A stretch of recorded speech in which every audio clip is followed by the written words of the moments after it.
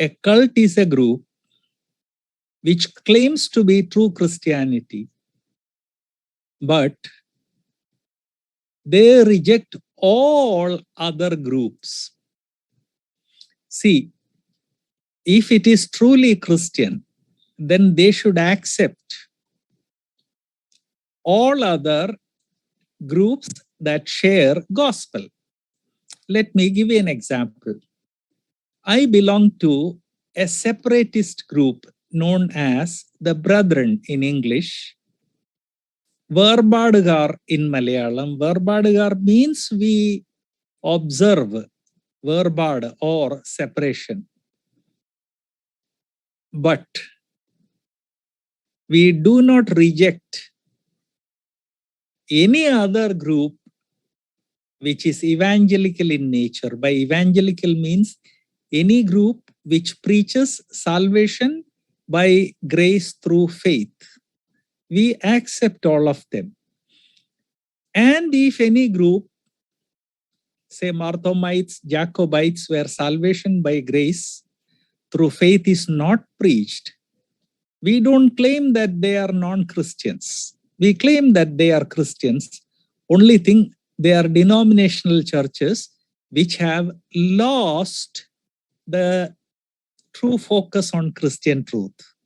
But we brethren, though we are separatists, we are hardcore separatists, still we recognize all other evangelical Christian groups as evangelical. They preach the gospel. They are different from us, but they do preach the gospel and they do share the gospel of salvation. But a cult, it rejects all the other groups. That is a primary difference between a cult and true Christianity. And as I said, a super cult believes the same thing, that only we preach the truth, but like opportunistic bacteria, they invade our churches and they live inside our churches. They take all Jews and kill the tree. A large number of you are from Kerala, and all of you have seen Ittikanni. Birds drop those seeds onto trees, and gradually they grow in trees, take the juice, and they dry the trees. Those who are from outside Kerala, I am sure that you have seen Amarbel. Amarbel is a creeper. It is known as Amar because it cannot die. Amarbel is so dangerous that anywhere that it invades, it destroys all the plants. It takes juices out of plants and destroys them. Fortunately, Kerala people, Amarbel has not come yet to South India, but it is widely seen in the Hindi belt. It's beautiful. When Amarbel invades, it's like Christmas trees lit everywhere. It has a beautiful golden color and it carpets trees. But ultimately, Amarbel destroys every tree which it invades. In the same way, super cult don't take us outside. They claim that they are true and they invade the churches and destroy. Our study of super cults is over. Now we come to the major cults. The major cults which are here in India, the most major is Jehovah's Witnesses. They are everywhere in India. They came to Ernakulam a few years ago. The brethren have a presence in Ernakulam for almost 80 years. And yet the brethren have hardly 12 assemblies in a large city like Ernakulam. Jehovah Witnesses came to Ernakulam less than 50 years ago. And today they have churches more than the brethren. They call their churches as kingdom halls. So tomorrow when you go anywhere on the streets, if you see Kingdom Hall, you need to understand that that is a church of the Jehovah Witnesses. Of all the cults that are here in India, the largest one and also the most powerful one is Jehovah Witnesses. Here in Ernakulam city, they have a tremendous house-to-house ministry. Before the days of COVID, during COVID, house visitation is not expected and people would object. But before the days of COVID, almost once every 3 months, we would see 2 people and rarely 4 people coming with each other. They would bring some very, very attractive literature.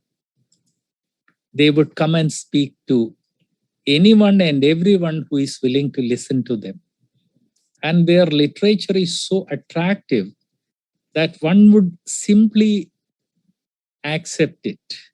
And this literature is on a large number of subjects which interest modern man.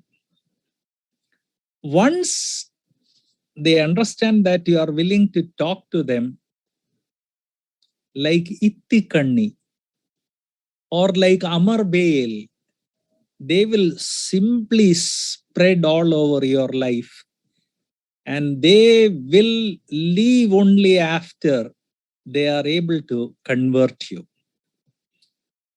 This cult was started by a man by the name of Charles T. Russell.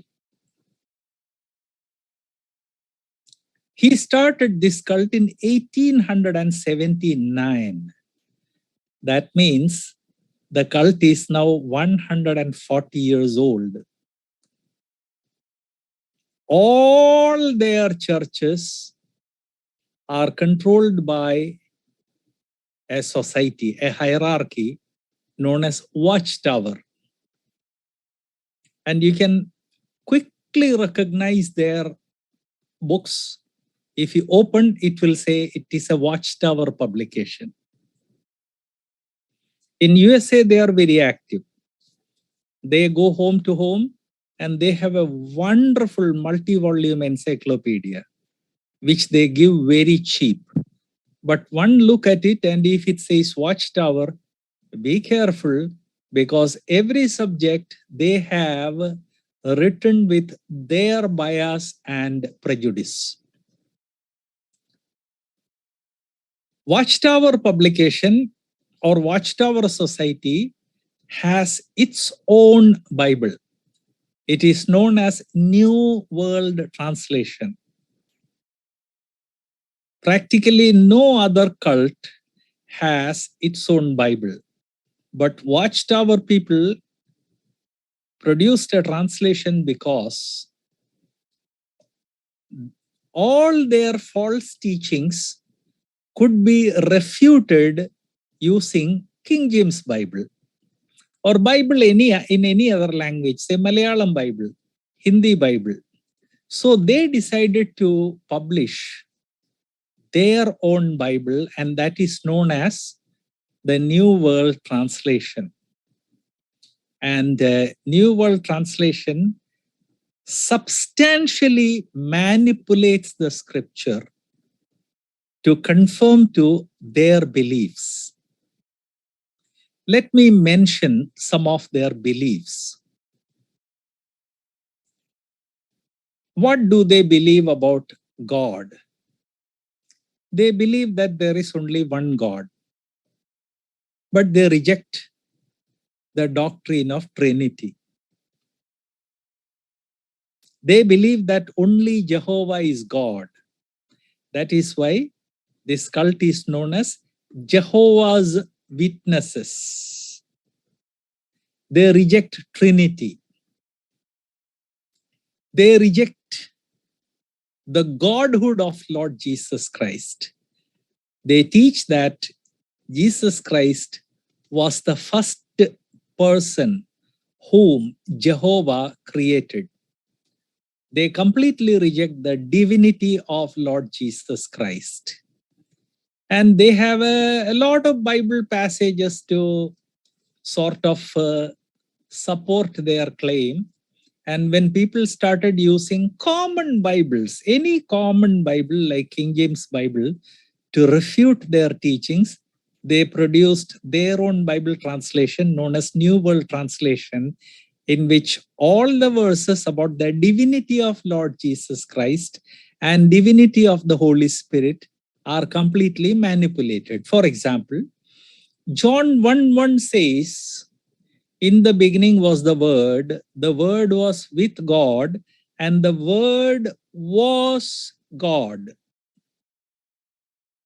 That is a very clear statement in the Bible that Jesus is God. So in the New World Translation, they translated it as, "In the beginning was the Word was with God, and the Word was a God." Not God himself. He was a God. And a lot of gods like that are there. That is what they mean. They also teach that Jesus is actually Michael the archangel. God the Jehovah created Michael the archangel as the first creation.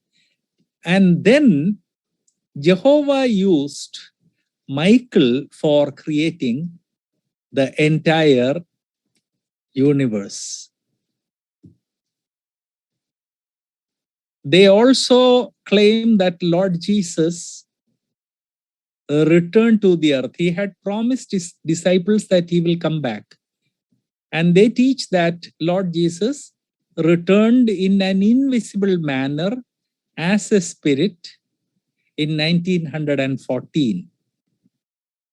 So 106 years ago, Lord Jesus already came back, but he came back as a spirit, and therefore they deny the doctrine of rapture. Coming to the Holy Spirit, they deny the divinity of the Holy Spirit.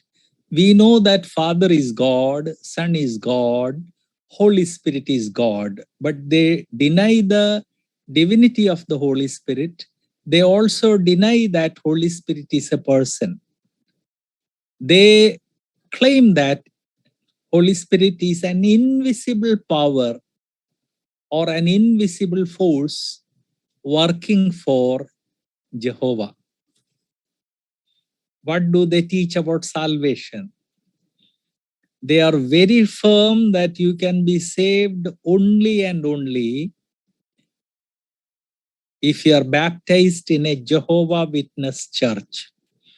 See, even we, the extremely separatist brethren, we don't believe such things, such nonsense. We believe that any person who is born again and who is baptized in the name of Father, Son, and the Holy Spirit is a communicant member of the church. Anyone who accepts Lord Jesus as personal Savior is saved. And because he is saved, he should receive believer's baptism. Believer's baptism plays no role in salvation. They claim that you are saved only if you are baptized, and that also you are saved only if you are baptized in a Jehovah Witness church. Initially, they claimed, see, this cult came almost 140 years ago, At that time, the world population was very small. So they claimed, at that time, they claimed that a total of 144,000 people will be saved. They pick up this number from Revelation. But eventually, when the population of the world became hundreds of crores, the number of Jehovah Witness people also exceeded 144,000. It became millions. Then they started saying that 144,000 people will be sent to heaven. They are the most perfect Jehovah Witnesses. The remaining people who are saved, they will live on the earth. And during the 1,000 years when Lord Jesus is on the earth, they must lead a very perfect life. If they lead a perfect life, then in spirit they may live. But those who do not live a perfect life will be annihilated forever and ever. They have millions of members now,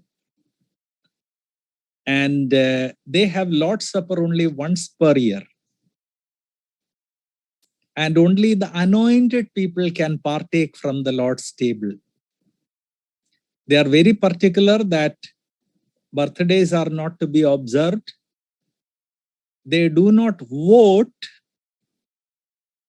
They do not salute the flag of a nation. They do not join the military of a nation, and they do not accept blood transfusion even if a person dies. Jehovah Witnesses are, as a whole, they are a very harmful cult, very, very harmful cult, because they are very powerful in conversion techniques. They have a full handbook about how to handle people whom you meet and what are the possible questions which they will ask. And suppose they claim that Lord Jesus is God, then how to refute them? This way, they have a very, very powerful handbook of evangelism. I have seen that handbook. It is an amazing book. And it is surprising that when we send our children for evangelism, we do not give them training of this kind. But Jehovah Witnesses are well trained in their brand of evangelism. Also, I want to tell you one thing about Jehovah Witnesses. Not anybody or everybody can stand up and preach in their church. In most of the brethren churches, practically any Dick, Tom, Harry can preach. If he has a good face and if he is of a good personality, he can preach whether he is carnal, whether he is a backslider, whatever. If he is ready to preach, he can preach. And I have personally heard in many assemblies, Sunday, when after the Lord's Supper is over, the elder stands up and says, now it is the time for ministry of the word of God. If anybody has anything to say, you can stand up and preach. No, Jehovah Witnesses don't allow that in their churches. They have a definite syllabus for each Sunday. And this syllabus is the same worldwide. They have teams of biblically, that means their teams of people devoted to their Bible who prepare like Sunday school lessons. They prepare this syllabus years in advance.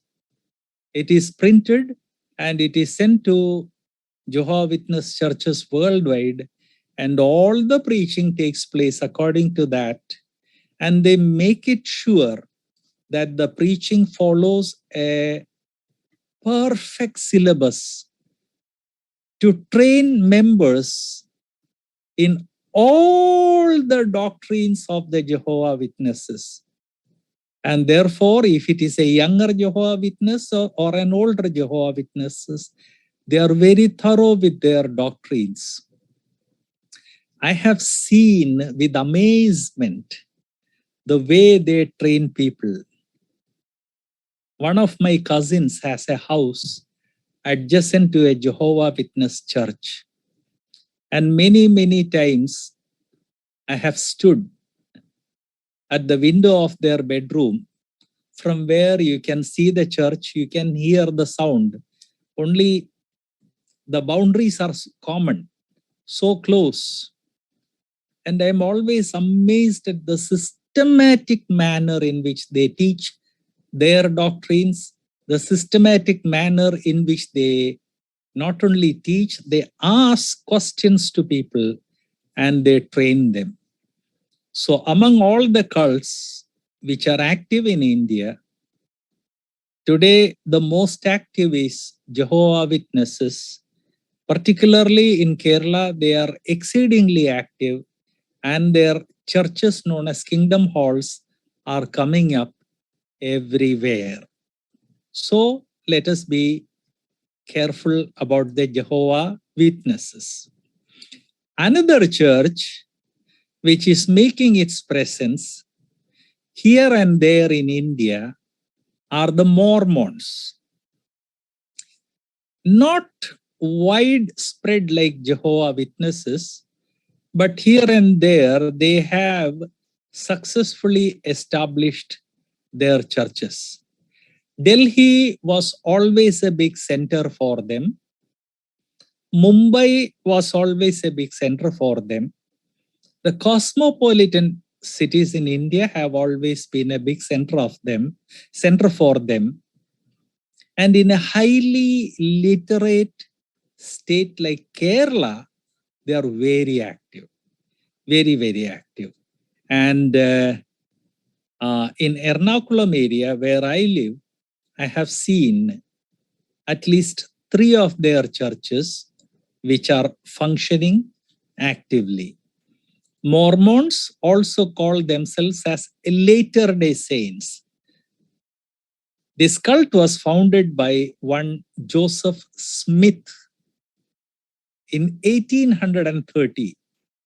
As I reminded you, Jehovah Witnesses was founded in 1879.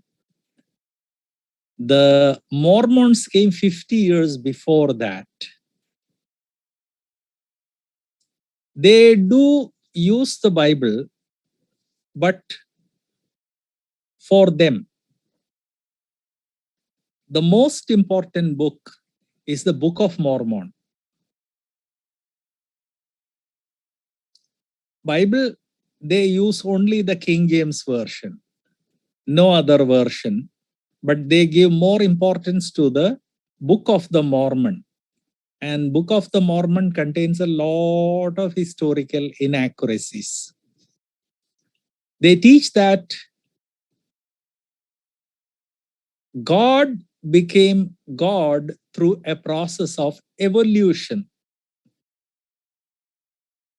God the Father was once a man, but evolved and progressed to godhood.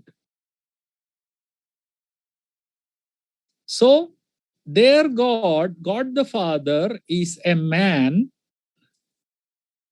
who progressed or evolved to become God. And since God the Father, according to Mormons, since God the Father was once a man who evolved and progressed to become God, therefore he also has a wife known as Heavenly Mother. So the Mormon God is an amazing God, a man who evolved to become a God and whose wife evolved to become the Heavenly Mother. They reject the doctrine of Trinity. They believe that there are countless number of gods Father is one God, and his wife, Heavenly Mother, is another God. Son, Lord Jesus, is another God. Holy Spirit is another God. They also teach that all of us are evolving, and as we keep on evolving, we will one day become gods. They reject the doctrine of Trinity because for them, every human being can evolve to become a god, and all these gods are brothers and sisters. See, because they are all human.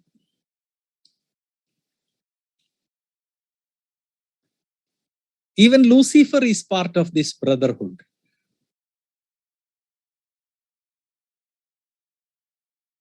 It's an amazing cult. They also teach that Lord Jesus was also married. They also teach that the death of Christ on the cross did not atone for sin. As I said, they reject the doctrine of Trinity.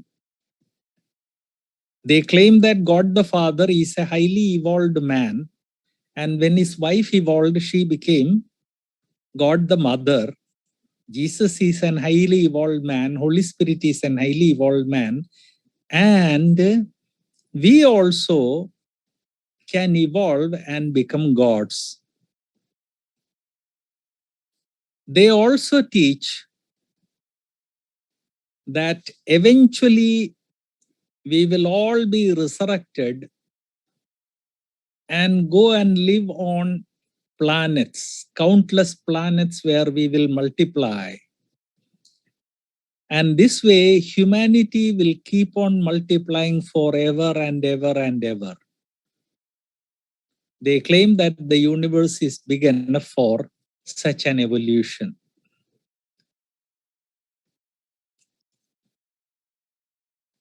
It is a very, very surprising cult.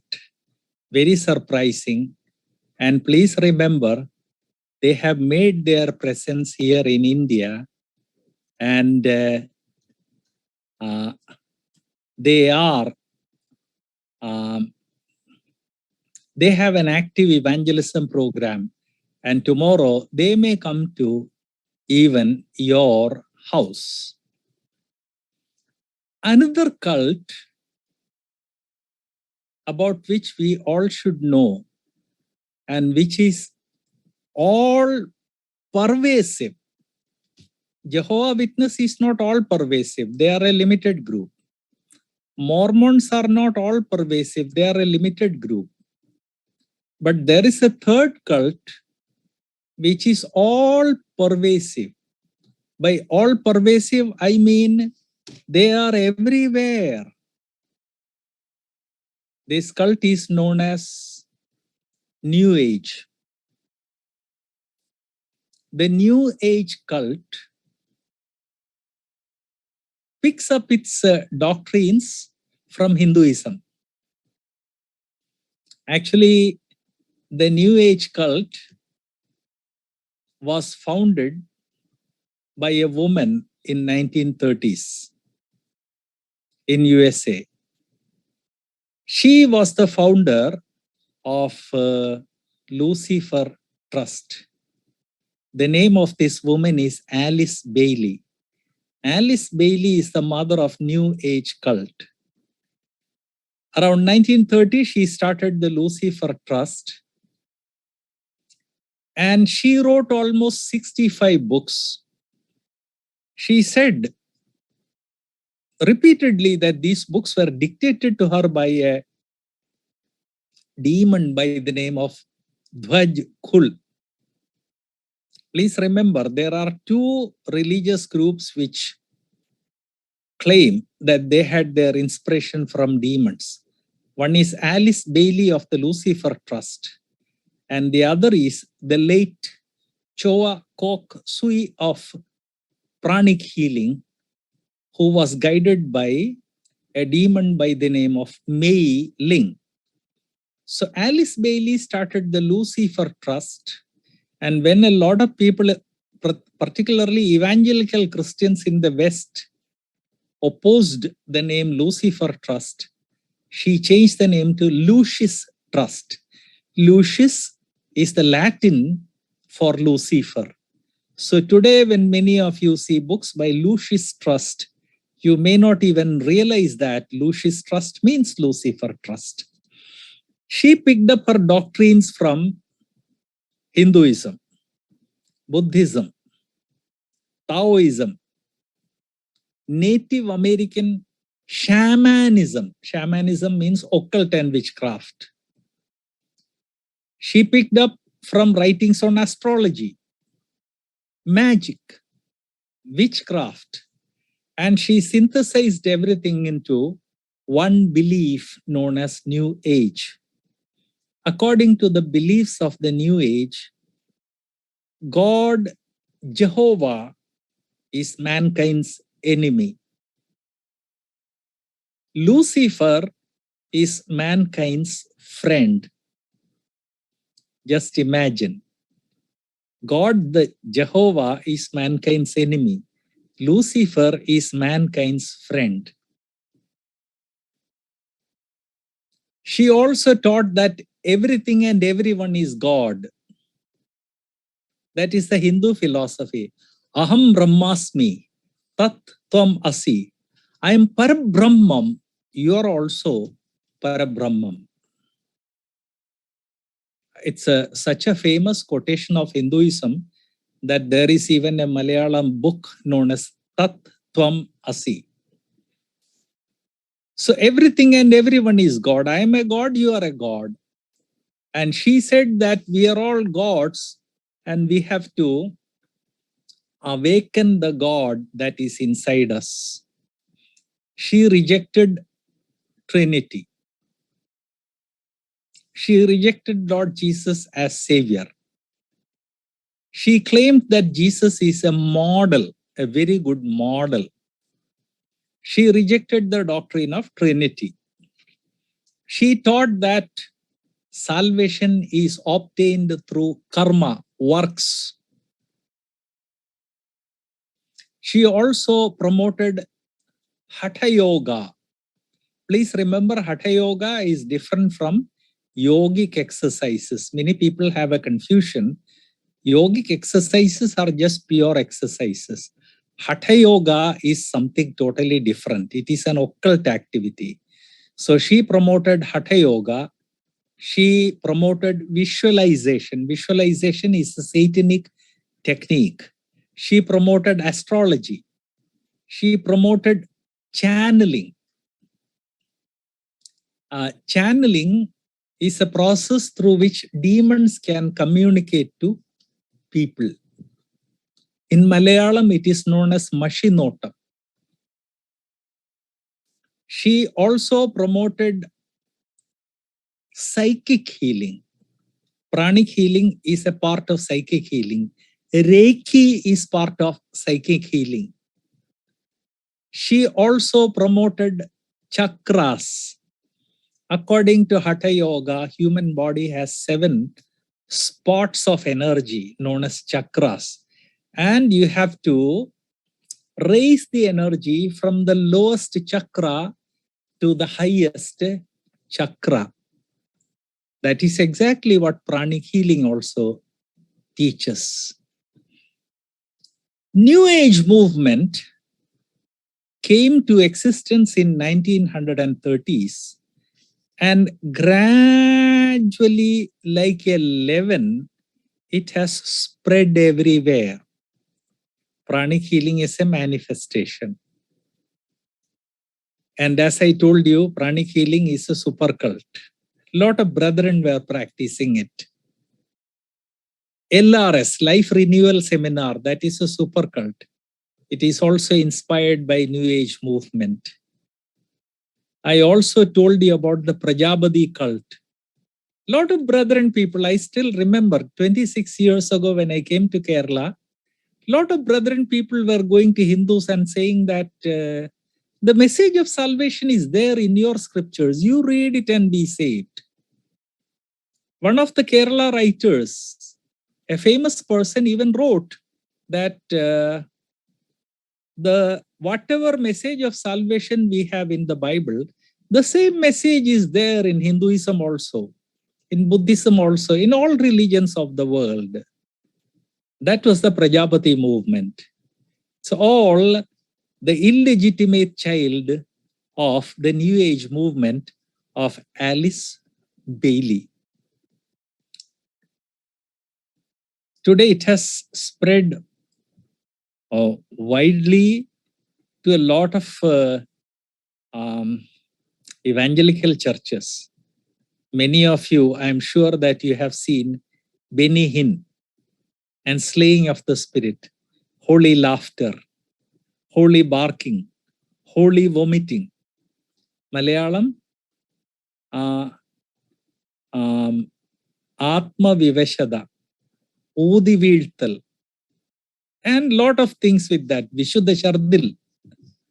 And I'm sure that all of you have at least one scene where the preacher looks at a person and hits that person from a distance, and that person falls down flat like this.